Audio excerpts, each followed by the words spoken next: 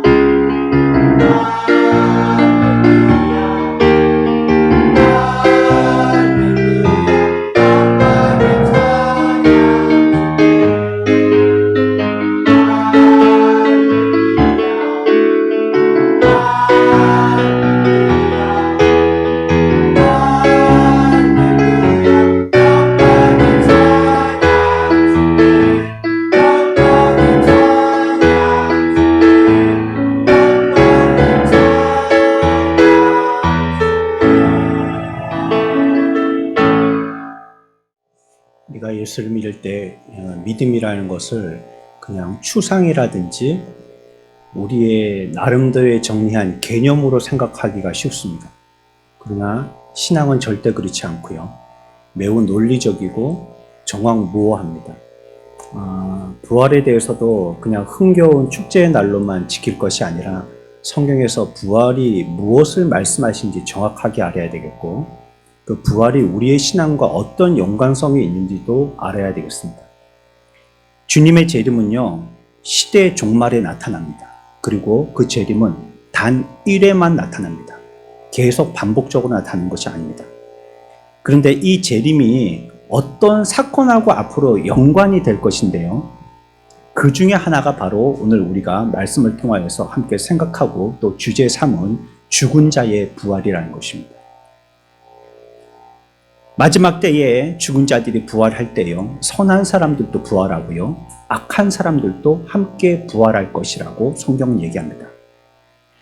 어떤 사람들은 성경을 조금 알고서요, 부활에 대해서 구약에는 거론되지 않은 게 아니냐, 구약 성경에 부활에 대해서 어디서 얘기하고 있느냐라고 하지만 사실 그렇지 않습니다.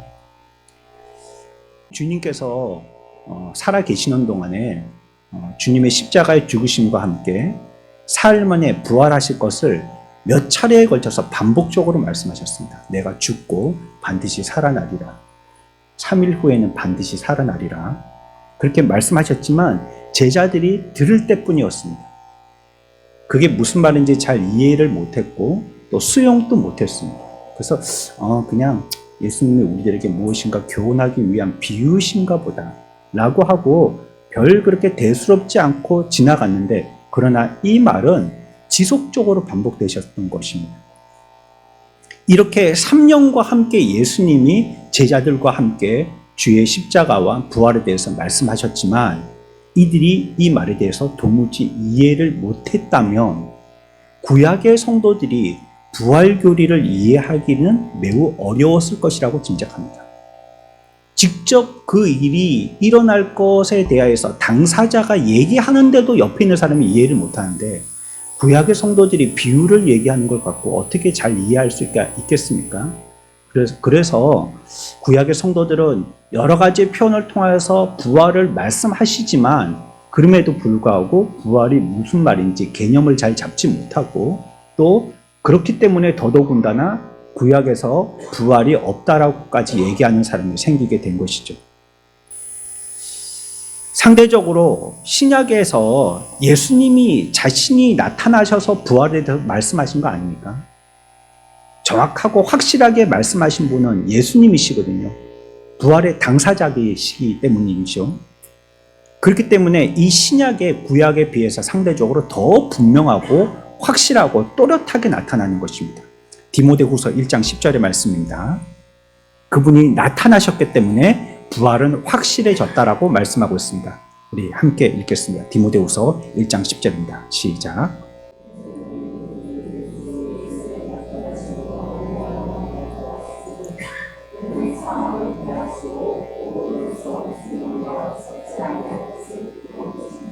아멘. 그 일은요, 예수의 나타나심으로 통하여서 분명해진 겁니다. 예수님이 이 땅에 실존하셔서 하나님의 아들이시지만 우리의 죄를 구속하시기 위해서 나타나셨기 때문에 부활은 더욱 분명한 것이죠. 하지만 구약에 부활에 대해서 없냐, 부활에 대한 증거가 없냐, 부활에 대한 믿음의 증거가 없는 것이냐, 그렇지 않습니다. 성경을 처음 시작하는 창세기 22장에 보면 아브라함이 아들 이삭을 하나님께 제물로 바치는 장면이 나옵니다. 여기에 대해서 신약 성경 저자가 해석하고 풀이해 놓은 장면이 있습니다. 히브리서 11장입니다. 여기에 아브라함이 아들을 이삭을 하나님께 바칠 때 이렇게 설명을 하고 있습니다. 히브리서 11장 19절 말씀입니다. 같이 읽습니다. 시작.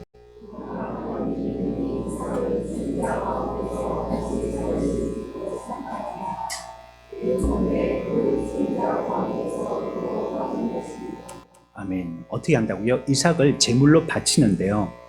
하나님께서 바치라 해서 자기 아들 이삭을 하나님께 바칠 때에 아브라함은 어떤 믿음을 가지고 바쳤냐면 죽은 자 가운데서 어떻게 될 줄 알았다고요? 다시 살 줄 알았다는, 그게 뭡니까? 부활이죠. 죽었다가 다시 살릴 줄 믿었다라고 분명히 아브라함은 얘기하고 있는 것입니다. 신약의 복음서에 나타나는 부활에 대한 증거는요, 너무나도 많습니다. 성경을 넘길 때마다 부활에 대한 증거가 우리들에게 말씀되어집니다. 누가복음 14장 12절의 이하에 보면 우리에게 내가 식사를 베풀 때 부한 이웃하고 청하지 말고 강한 자들이나 병든 자들을 청하라, 이렇게 말씀하십니다. 불쌍한 사람들하고 밥을 먹으라는 거예요. 우리가 식사할 때요, 여러분들 물론 여러분들하고 친교하고 싶은 분들하고 식사를 하시지만 식사도 우리가 조금 사역이라는 의미로 생각해서요, 너무 우리하고 이렇게 말 잘 통하고 또 같은 성별끼리 같은 연령대별이 이렇게 하시는 것보다는 좀 같이 교제의 폭을 넓혀서 연세 있는 분하고도 같이 드셔보시고, 또 몸이 불편하신 분하고도 드셔보시고, 또 나하고 대화를 한 번도 안 섞은 분하고도 한번 드셔보시고 하면 좋겠어요. 예, 교회에서 밥 먹는 것은요, 그냥 배 채우기 위해서 밥 먹는 것 이상의 의미가 있습니다. 우리에게 그렇게 말씀하시는 거예요. 부한 사람들은 자기들끼리 얼마든지 먹으니까 그 사람들하고 먹기보다는 가난한 사람들, 병든 사람들, 이런 사람들을 청하여서 밥을 먹으라는 거예요. 그러면 우리들에게 복되다는 겁니다. 어떻게 복되냐면요, 누가복음 14장 14절 말씀입니다. 함께 봅시다.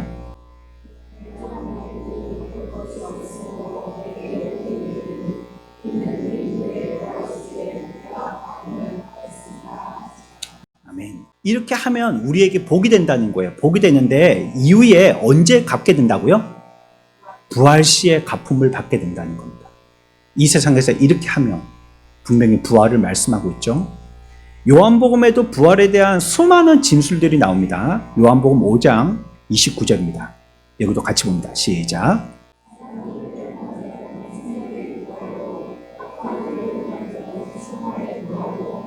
아멘. 6장입니다. 39절 말씀입니다. 같이 봅니다.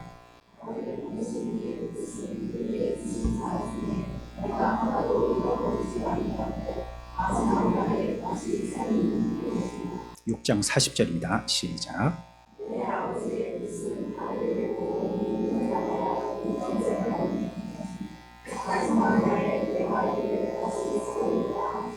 육 장 44절입니다. 시작.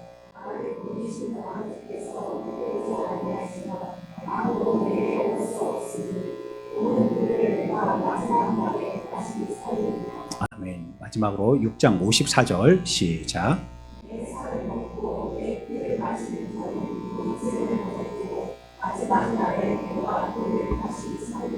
아멘.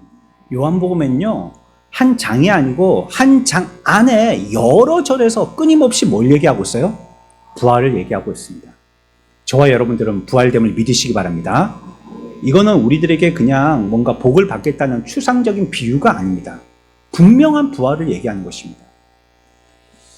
바울 사도가요, 데살로니가 성도들을 권면할 때 그들 가운데에 죽은 자는 끝이라고 여기면서 소망이 없는 사람들과 같이 슬퍼하는 그런 모습들을 발견하게 됩니다. 우리가 여기서 잘 믿으면 뭐하냐? 죽으면 끝인 걸. 저 예수 잘 믿던 사람들 봐라. 오랫동안 헌신하고 봉사하고 섬겼지만 죽고 나니까 허무하지 않느냐. 2대 정도 지나가니까 자기 부모 이름들도 기억 못하더라. 돌아가신 그 묘도 어디 있는지 모르더라. 묘비석도 한 개 세우지 않았더라. 그리고 3, 4대 지나가니까 그 분봉도 다 사라지고 평지가 되었더라. 이 죽음은 우리에게 얼마나 허무한 것이냐. 이렇게들 데살로니가 성도들이 얘기했다는 거예요. 그래서 모두 다 앞서 신앙의 선배들의 죽음을 보고 실망과 좌절에 빠져 있더라는 거예요. 여기에 대해서 바울이 이렇게 권면합니다. 그거 걱정할 필요 없다. 죽었다고 없어지거나 사라지는 것이 아니다. 왜냐하면 마지막 때가 되어지면 부활하시는데 모두 다 부활할 때에 죽은 자들이 제일 먼저 부활한다. 그러니 죽었다고 사라지고 없어지는 것이 아니다라고 얘기합니다. 데살로니가 전서 4장 15절 우리 17절까지 같이 읽어봅니다. 시작.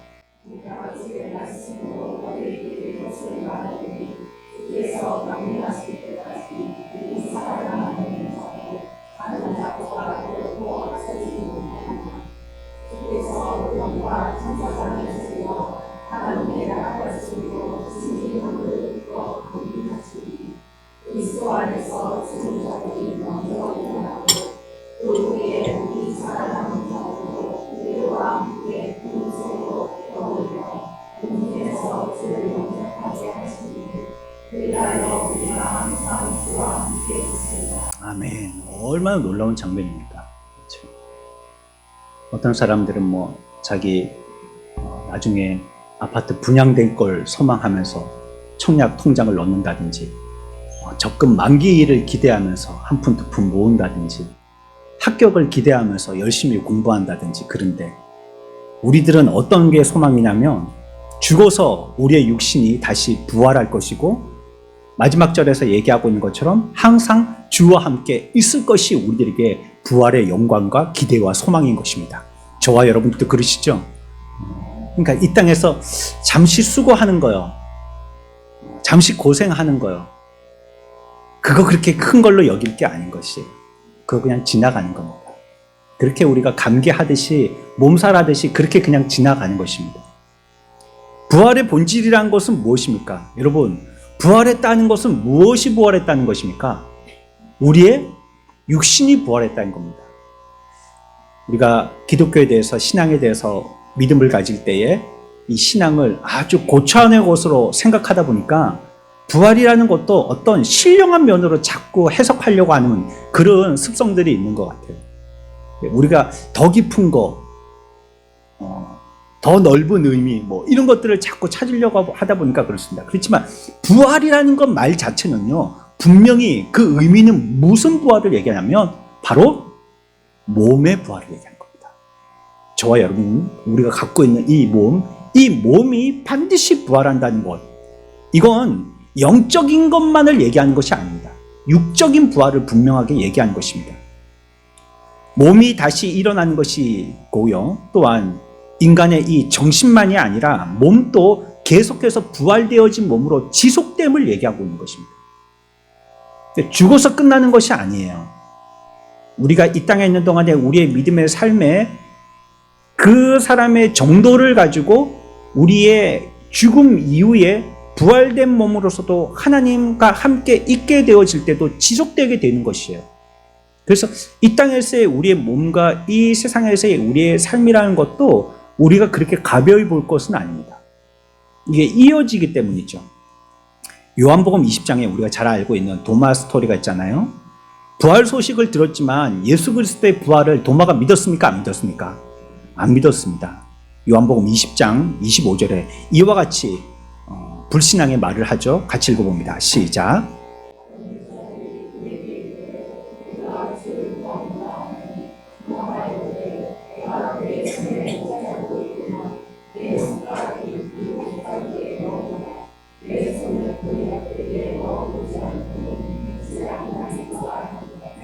참 회의적인 사람이죠. 어쩜 회의적인 사람이고, 어쩜 분명한 확신을 갖기 위해서 보거나 느끼지 않으면 믿지 않겠다라고 얘기하는, 더욱더 뚜렷한 확신을 가지려고 하는 사람이라고도 얘기할 수 있습니다. 내가 만져보고 느껴보지 않고는 예수의 부활에 대해서 내가 못 믿겠다, 이렇게 얘기한 것입니다. 그때 예수님의 제자들이 모여있을 때에는 예수님이 한 번 나타나셔서요, 예수님의 부활하심을 보여주셨거든요. 근데 마침 그때 도마가 그 장소에 없었던 것입니다. 그래서 제자들의 얘기를 듣고는 부활하셨다 하니까 도마는 자기는 개인적으로 만나지도 만져보지도 못했기 때문에 나는 못 믿어, 이렇게 얘기했죠. 친절하신 예수님은 못 믿겠다 한 사람에게 나타나십니다. 다시 나타나셨어요. 누구 앞에요? 도마 개인에게 딱 독대하도록 다시 나타나신 것입니다. 그리고는 도마에게 정확하게 말씀하십니다. 27절 말씀입니다. 같이 봅시다. 시작.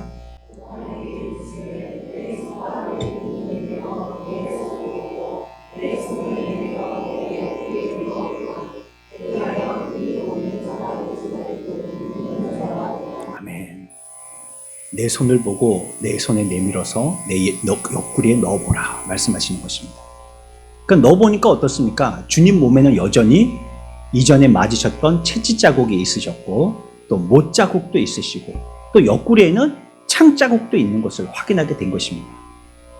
그러니까 예수님이 부활하신 몸은요, 신령한 몸이 돼가지고 뭐 귀신처럼 뭐 이렇게 뭐 하늘의 허공에다가 손을 휘저으면 잡히지도 않고 휙 뭐 사라졌고 뭐 이상한 소리를 내고 이런 몸이라기보다는 예수님이 우리들에게 보여주신 부활하신 몸은요, 상처난 자국, 창자국, 뭐 목자국 이게 다 만져지고 느껴지는 그런 몸으로 변화되었다는 걸 얘기합니다. 그러니까 부활하셨을 때는 이것이 그냥 영적으로만 부활하신 것이 아니고 분명히 물리적으로 부활하셨다라고 성경은 얘기하고 있는 것입니다. 왜 이 몸의 부활이 중요하냐면요, 몸의 부활이 없다면 우리의 구원은 완성되지 않습니다. 영의 부활 가지고 우리의 구원이 완성되는 것이 아닙니다. 사실 바울이 오늘 본문에 전도서 15장을 쓴 이유가 그렇습니다. 부활의 완성은 무엇이냐? 영적으로만 완벽하면 되느냐? 그렇지 않아요. 여러분, 몸이 없는 사람이 사람입니까? 사람인데 몸이 없어요. 그러면 그걸 뭐라고 부릅니까? 구신이라고 해요. 구신 잡아간다 이렇게 얘기하죠. 그건 사람이 아니죠. 근데 몸은 있어요. 몸은 있어요. 근데 영이 없어요. 그 무슨 인간이라고 합니까? 식물인간, 뭐 채소인간, 뭐 그렇게 얘기하죠. 영이 없어요. 그냥 나무 막대기 같아요. 그냥 관에 가만히 눕혀놨는데 마니킹처럼 움신하지 않아요. 그러면 그걸 사는 사람이라고 얘기하지 않았습니다. 사람이라고 얘기한다면, 하나님이 지으신 사람이라고 얘기한다면 그 사람은 분명히 뭐가 있어야 돼요? 영도 있어야 되고 육도 있어야 되는 겁니다. 그러면 어느 게 더 중요합니까? 영도 중요하고 육도 중요합니다.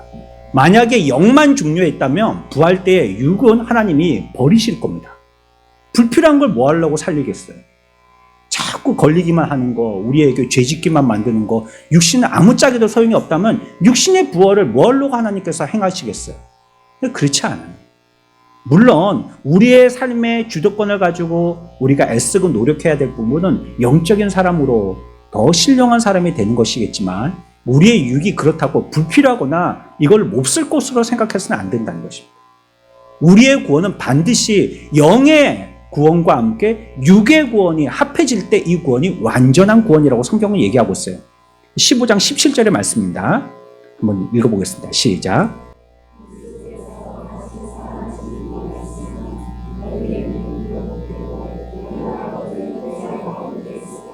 아멘.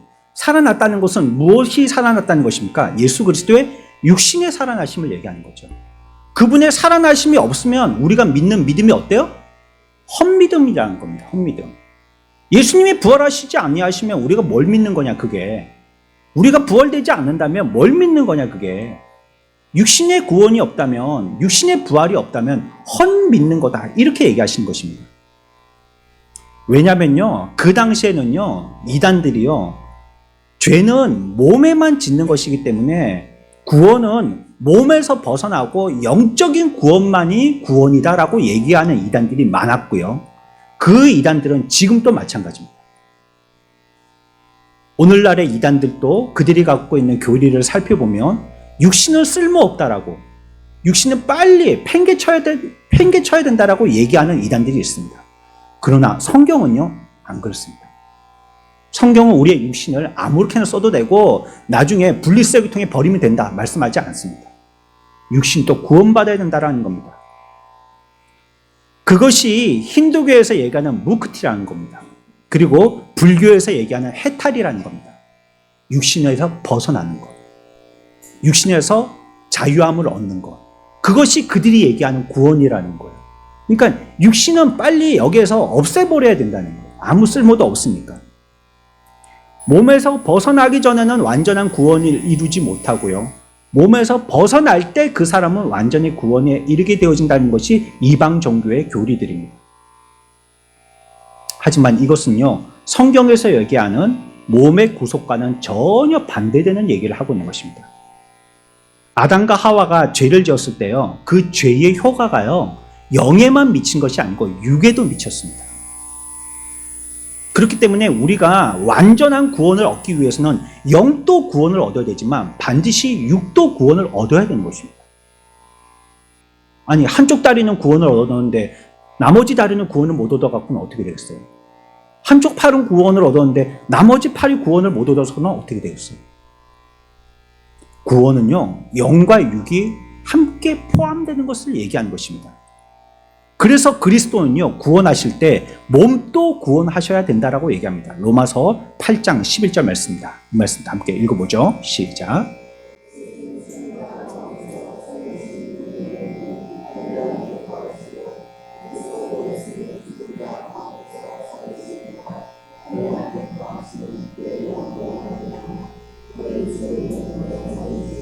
아멘. 예수께서 우리를 영적인 구원을 이루셨다면 반드시 육적인 부활도 이끄시리라 성경은 얘기하고 있는 것입니다. 성령이 우리 가운데 계신 이유가 그거 아닙니까? 성령 하나님이 우리의 육신 가운데 계신 이유가 그거 아닙니까? 우리의 몸이 깨우쳐져 가지고 하나님을 영화롭게 하는 자가 될 것이라는 보증이 바로 성령 아니십니까?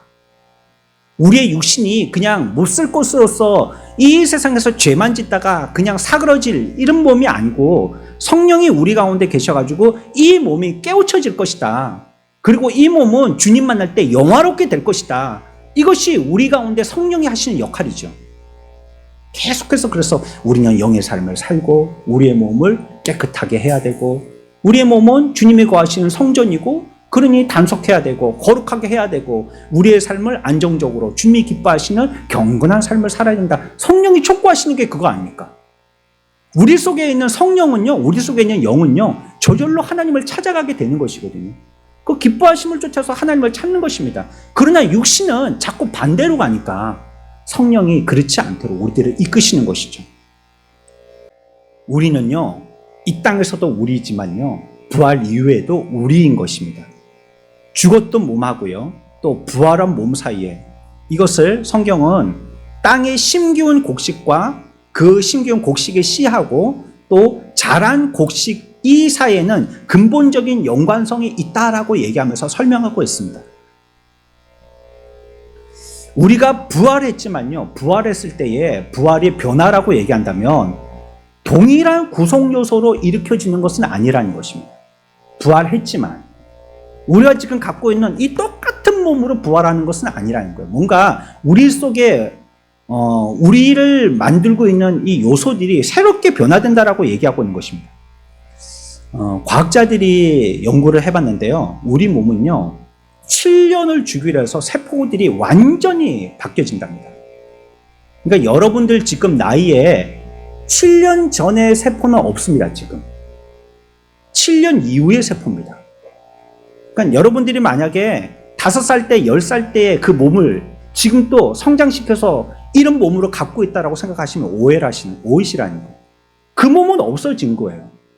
세포가 새로 생성되고 있던 세포가 죽어가면서 예전에 그 세포들은 다 죽었다는 거예요. 7년만 되면 새로운 세포로 완전히 바뀌어진다는 겁니다. 그러면 나는 7년 동안 세포가 바뀔 때 내가 바뀌었습니까? 제가 진성한이 아니고 뭐 최성한이 됐다든지 김성한이 됐습니까? 여전히 저는 진성한이거든요. 세포는 바뀌었지만 나의 존재는 바뀐 게 아니거든요. 그와 같이 부활했을 때도 우리의 구성 요소는 바뀌어진다라고 얘기하고 있습니다. 그러나 나는 여전히 나다라고 얘기하고 있는 것입니다. 성경이 우리들에게 얘기하고 있는 부활에 대한 또 놀라운 소식 중에 한 가지는 무엇이냐면 부활을 말씀하실 때 믿지 않는 불신자들의 부활은 거론하지 않는다는 것. 그들이 어떻게 될 것인지. 성경은 끊임없이 믿는 자들의 부활에 대해서 관심을 가지시고요. 믿는 자들이 어떻게 부활할 것인지에 대해서 우리들이 그러한 것을 대망하면서 살 걸 얘기하지 믿지 않는 자들이 어떻게 부활의 모습으로 나타날 것인지에 대해서 별로 관심이 없으세요. 우리가 알고 있는 것은 믿지 않는 자들은요, 멸망의 못에 던져지고요, 그를 통하여서 영원히 고통당할 것이라는 정보 정도입니다. 그 얼마나 흉측하니까요. 우리도 보면 요즘에 어떤 분은 텔레비전에서 막 광고가 나오는데 그 광고들이 예전 광고처럼 좀 정서적인 광고가 없고요. 무서운 광고들이 나오는데 특히 뭐 게임 광고 이런 거 할 때 캐릭터들이 얼마나 무섭게 생겼습니까? 막 괴물들이 나오는데 이거 사람이 만화고 그랬지만 어떻게 그렇게 흉측하게 상상해서 그렸는지 막 무서운 무기를 들고 막 으르렁거리면서 막 잡아먹을 그 물론 게임 캐릭터지만요. 이런 게 나오니까 사람들이 그걸 보고 막 무섭다고 TV를 안 보려고 하시는 분도 계시더라고요. 우리가 알고 있는 것처럼 그들은 영원히 멸망의 목 가운데에서 그와 같이 영원히 고통으로 영원히 저주 가운데서 영원히 멸망받을 것이라는 것, 이거를 우리들에게 이게 너무 처참하고 또 그게 너무 충격적이기 때문에 우리에게는 작은 정보를 주시는 것이 아닌가 생각해 봅니다. 이에 반해서 믿는 자들의 몸의 부활에 관해서는요, 앞에서 우리가 요한복음에서도 한 장을 통해서 몇 군데에서 살펴본 것처럼 수많은 말씀을 통해서 우리들에게 증거하고 있는 것입니다. 부활하신 주님은 자신에게 뭐가 있다라고 얘기하냐면 우리가 갖고 있는 것 같은 살과 뼈가 있다는 겁니다. 누가복음 24장 39절입니다. 같이 읽읍시다. 시작.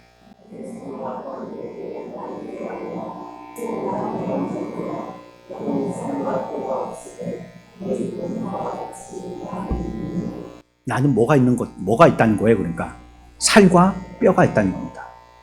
우리가 부활한 몸이 됐다고 해서 부활한 몸이 뭐 문어처럼 뼈가 없다든지 뭐 허공의 그림자처럼 뭐 형상이 없다든지 그렇지 않고 분명히 살하고 뼈가 있다라고 얘기하는 거예요. 고린도전서 15장 50절입니다. 같이 읽습니다.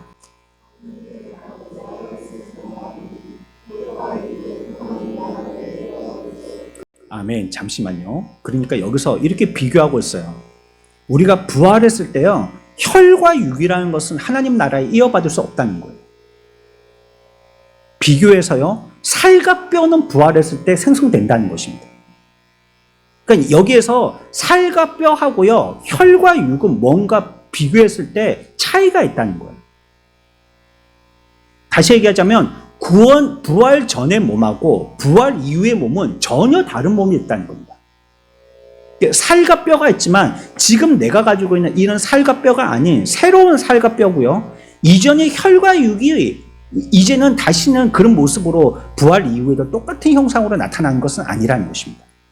신비한 몸으로 부활될 거라는 것이죠. 이게 그 시대에는요, 그 사람들에게 믿기지 않는 부분이기도 했습니다. 이들이 부활을 얘기할 때는 부활은 누인 그대로 일어나는 부활을 얘기했던 것이거든요.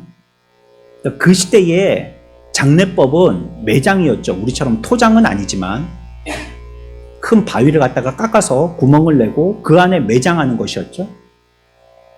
그곳의 바위들은 파기가 쉬운 좀 부드러운 바위거든요. 뭐 구멍이 숭숭 뚫린. 그렇기 때문에 무덤으로 만들기가 좋은 거예요.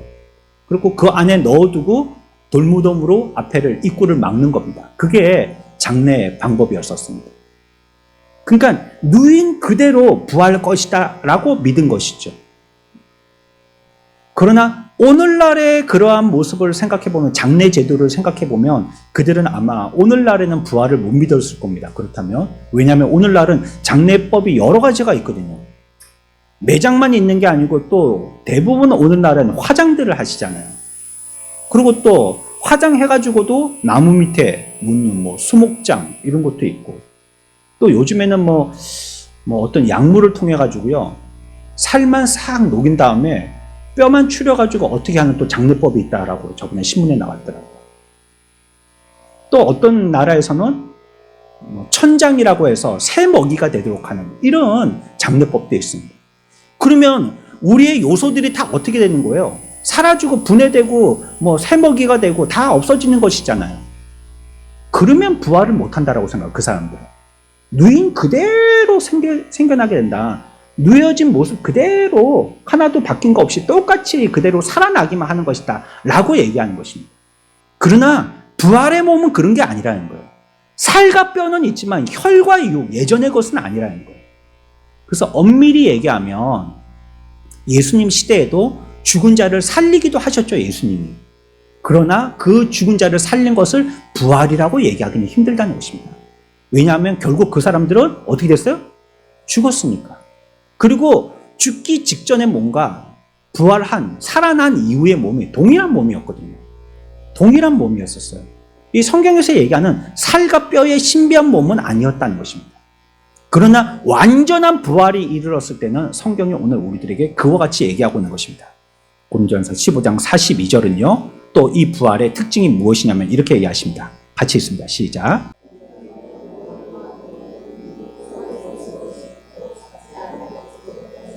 아멘. 그러니까 무엇냐면요. 부활은 몸은요. 썩지 아니할 것으로 다시 살아나며라고 얘기했기 때문에 부활한 우리 몸은 썩는다는 말이에요? 안 썩는단 말이에요? 안 썩는단 말입니다. 부활한 몸. 부활되어진 몸은 다시 썩지 아니한다라고 얘기하는 것입니다.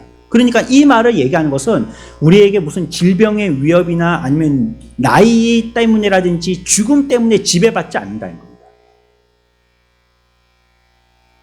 그러니까 우리는 나이가 들면 자꾸 기력이 쇠야 되고 결국은 기력이 다 되면 돌아가시잖아요. 그러나 부활한 몸은 그렇지 않다라고 얘기하는 겁니다. 43절입니다. 시작. 아멘. 욕된 것으로 심었지만 부활의 때에는 우리의 몸이 어떤 몸으로 다시 살아나요? 영광스럽게 살아난다는 것입니다. 몸은요, 영광스러운 것이 하나도 없습니다. 우리의 몸이 영광스러운 것이 뭐가 있습니까? 우리의 몸은 영광스러울 것이 하나도 없어요. 우리 몸은요, 정말로 보잘것없는 것이죠. 뭐 때문에 그렇습니까? 죄의 오염 때문에 그런 것입니다. 그래, 우리 몸은 보잘것없는 존재가 완전히 거기에 염색이 돼버려가지고요, 보잘것없는 것이 됐습니다. 그러나 부활 때에는 주님과 같이 우리의 몸이 어떤 몸이 된다고요? 영광스러운 몸이 된다는 겁니다. 43절입니다. 읽습니다. 시작.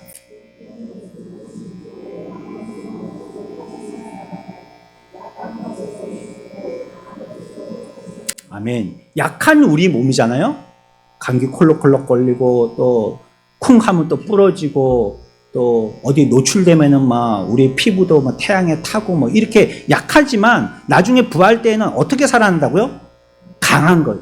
이제 헬스클럽 안 가려도 된다는 거예요. 뭐 건강 보조식품 안 먹어도 된다는 거예요. 뭐 내장 지방 때문에 골머리 안 써도 된다는 겁니다. 우리는 어떤 몸이 되기 때문에 강한 마징가 제트 같은 몸이 되기 때문에 강한 몸이 된다는 거예요.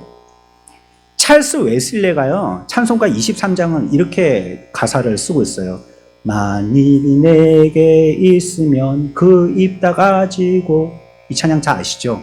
주님을 찬양하려고 하는데 입이 한 개인 게 부족하다는 거예요. 그래서 얼마쯤 있으면 좋겠다는 거예요? 한 10,000개쯤 있으면 좋겠다는 거죠. 그러니까 육신의 부족함을 하는 겁니다. 우리의 육신이 얼마나 연약한지 이 하나의 입 가지고는 하나님을 찬양하기 부족하다는 거예요. 그런데 성경은 나중에 약한 곳으로 심지만 강한 곳으로 살아난다 했으니까 우리가 하나님을 찬양하기에 충분한 몸으로 살아난다는 것이에요. 그때는 뭐 만입이, 그러니까 얼굴이 막 전부 다 입만 달렸다는 뜻이 아니고요. 하나님을 찬양하기에 충분한 강한 몸이 된다는 겁니다. 약한 것은 없어지게 된다는 것이죠. 그리고 우리의 몸은요, 44절에서도 이와 같이 얘기합니다. 읽어봅니다. 시작.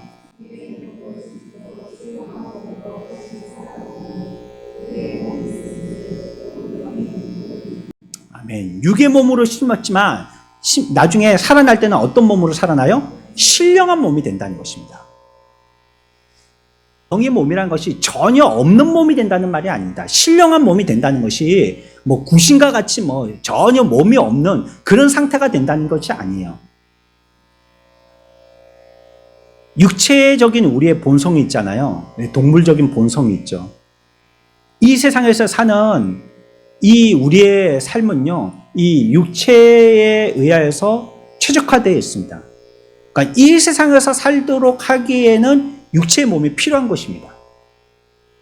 우리가 먹고 마시고 또 생활하고 사람들하고 대화하고 이럴 때에는 우리 육체가 필요한 것이죠. 우리의 본능의 삶들이 필요한 것입니다. 우리가 이 세상에서 활동할 때에는 이 육이 필요한 것이죠. 하지만 우리가 영광에 들어가게 되어지면 그곳은 이 육신의 삶이 아니잖아요. 영광의 삶이잖아요. 그러니까 영광의 삶에서는 이 땅에서 최적화되어 있는 이 육신의 몸은 필요 없는 거죠. 그 땅에서 살 그러한 영의 세계에서 살 영의 세계에 최적화되어진 몸이 필요하다는 것입니다. 그걸 얘기할 때에 신령한 몸이라고 얘기하는 겁니다. 천국에 들어가서 살 만한 몸, 그곳에서 영원히 주님을 찬양할 수 있는 몸, 그런 몸으로 된다는 것이죠. 그럼 뭐 좀 우스운 상상이긴 하지만요. 우리가 그곳에 가면 늘 주님을 찬양하겠네. 우리가 뭐 찬송 가사에도 그렇게 나오는데, 그러면 잠은 언제 자지? 밥은 언제 먹지? 언제 쉬지? 나는 한 5분 일하면 뭐 5시간씩 쉬어야 되는데 하나님을 5분 정도 찬양하고 그러면 이제 난 어떻게 해야 되는 거지? 그 찬양할 수 있겠나? 내가 천국 가서. 내가 여기서 힘을 길러놔야 되나? 막 이렇게 우스운 상상을 해보지만 신령한 몸이 된다는 거예요. 거기 가면. 그게 뭐 5시간이 아니고 5일을 찬양해도 그것이 힘들지 아니하고, 그게 쉬지 않아도 늘 에너지가 충만하고 말이에요. 늘 기쁨이 있고, 내가 뭐 그때는 내가 다 표현은 못하고, 또 내가 또 뭐 사람들 눈치도 보고 뭐 이래가지고 춤도 못 추고 그랬는데, 이제는 그런 데 가서 참 자유를 느끼면서 주님을 영원토록 찬양할 수 있는 신령한 몸이 된다는 것입니다. 그러니까 그곳에 가면 이와 같은 놀라운 변화가 일어나게 될 것이라고 성경은 얘기하고 있습니다. 여러분, 성경은요, 분명하게 육신의 부활을 우리에게 증거하고 있습니다. 이건 어떤 신화의 얘기를 갖다가 비유로 우리에게 설명하고 있는 것이 아닙니다. 저와 여러분들은 분명히 그때에 부활될 것이라고 성경은 얘기하고 있는 것입니다. 그래서요, 진짜 신령한 그리스도인이라면요, 신령한 몸에 대해서 관심을 갖지 말아야 된다라고 얘기하는 사람들이 있는데, 그렇지 않습니다. 우리가 정말 그리스도인이라면요, 이 육적인 몸이 부활할 것에 대해서 기대해야 됩니다. 우리의 몸이 어떻게 변화될 것에 대해서 기대해야 되는 것이에요. 그러니까 육신은 아무짝에 쓸모없어. 육신의 부활 아무것도 생각할 필요 없어. 이게요, 이단적인 사고입니다. 그러니까 이 땅에서 우리가 그냥 잘 믿고 하늘나라에 가면 난 모르겠다. 뭐 잠자는지 아니면 뭐 허공을 떠도는지 뭐 있는지 없는지 잘 모르겠다. 이건요, 이단들이 얘기하는 겁니다. 분명히 우리들이 죽지만 이후에 죽은 자들을 먼저 일으키실 때 산자들도 일어나게 되지만요, 먼저 일어나게 될 것이고, 우리 몸은 우리가 읽었던 고린도전서에서 얘기하고 있는 것처럼 특별한 몸으로, 신령한 몸으로, 강한 몸으로, 굉장한 몸으로 변화될 것이라고 성경은 얘기하고 있는 거죠. 그걸 믿는 것이 그리스도인입니다. 영적인 하늘의 의미와 교훈을 믿는 것도 그리스도인이지만요, 육적인 부활을 분명하고 확실하게 믿는 것이 바로 그리스도인입니다. 하나님은 우리에게 육적인 몸을 주시고요, 그걸 사용하게 하셨습니다. 우리에게 주신 본능들은 사용돼야 되고, 그것은 하나님의 방법대로 쓰이면 되는 것입니다. 거짓 금욕주의, 성경의 가르침에 대한 부정입니다. 부활의 몸은요, 그러나 동물적인 특성을 필요로 하지는 않습니다. 우리는 새로운 몸으로 변화됐다라고 얘기하는 것입니다. 우리가 그때가 되면 서로 변화되어진 우리의 몸을 보고 이제 알게 될 것입니다. 그때 되면요, 어떤 자들이 예수님을 넘어뜨리기 위해서 한 형제가 한 와이프를 맞아서 결혼하게 되어졌었는데, 그 형제가 자녀가 없이 죽고 나서 그 7 형제가 다 그렇게 되었다. 그러면 그 7 형제, 둘째하고도 형수하고 결혼하고, 셋째하고도 형수하고 결혼하고, 넷째하고도 형수하고 결혼하고, 예전에는 풍습이 그랬거든요. 오늘날은 이상하게 들리지만. 그래서 이제 바리새인과 서기관들이 예수님을 책잡으려고, 나중에 죽으면 그 와이프는 누구의 과연 와이프가 되는 겁니까? 이렇게 묻는 겁니다. 예수님이 말씀하세요. 그 나라에 가서는 그런 게 없다. 그 나라에 가서는 부자 관계도 없는 거고, 모녀 관계도 없는 것이고, 다 신령한 관계가 되어진다. 그렇다고 뭐 매정하게 된다는 것은 아닙니다. 우리의 신앙의 선배들 그 나라 가서 다 보게 될 겁니다. 그리고 그 나라 가서만 보게 되는 것이 아니고, 예수님이 이 땅에 재림의 나팔 불고 오실 때에 다 살아나서 육신의 눈으로 보게 될 겁니다. 단 신령한 육신의 눈으로 말이죠. 뼈와 살이 있는 눈으로 그분을 보게 될 것입니다. 그때는 어떤 얼고맸던 이 세상의 어떤 규칙들, 규율들, 이런 것에서 우리는 참 자유를 느끼면서 그분들과 함께 대면하게 될 것입니다. 우리들도 그와 같이 완전하게 변화될 것이라는 것입니다. 우리의 정체성은 사라지지 아니합니다. 여기서 대충 믿다가 천국 가면 완전한 사람으로 변화되어지니까 이 땅에서는 별 볼 일 없고, 하늘나라 가서만 잘 믿으면 되겠지. 그렇지 않습니다. 우리는 여기서도 우리고요, 그 나라에 가서도 우리인 것입니다. 나는 여전히 나인 것이죠. 우리의 구원이 완성되고, 우리의 영이 이미 구원되고, 우리의 몸도 완전히 구속되리라고 성경은 얘기하고 있는 겁니다. 그래서 부활의 그날, 주님이 재림하시는 그날은 완전의 구속의 날인 것입니다. 완벽하게 영화롭게 되어오는 날인 것입니다. 그래서 그날이 우리들에게는 놀랍고 기쁜 날이 되는 것입니다. 저와 여러분들, 이 세상에 있는 동안 우리가 예수 잘 믿읍시다. 부활의 때 서로가 부끄럽지 아니하도록 서로가 덕을 끼치고 섬기고 사랑하고 위하여 주고 헌신하고 봉사하고 한 이 아름다운 추억들이 그 나라에 가서도 계속 되어지는 아름다운 심성과 좋은 신앙의 본을 가지고 그 나라에 갈 수 있도록 이 땅에서 우리가 기도도 많이 하고 말씀도 열심히 읽고 주의 본을 따라서 우리도 그렇게 살면서 마지막 때에 우리도 부활한 신령한 몸으로 주님과 같이 영원히 천국에서 대면할 그날을 사모하며 그때를 바라보면서 믿음의 삶, 승리의 삶을 사는 저와 여러분들의 삶이 되시기를 축원합니다.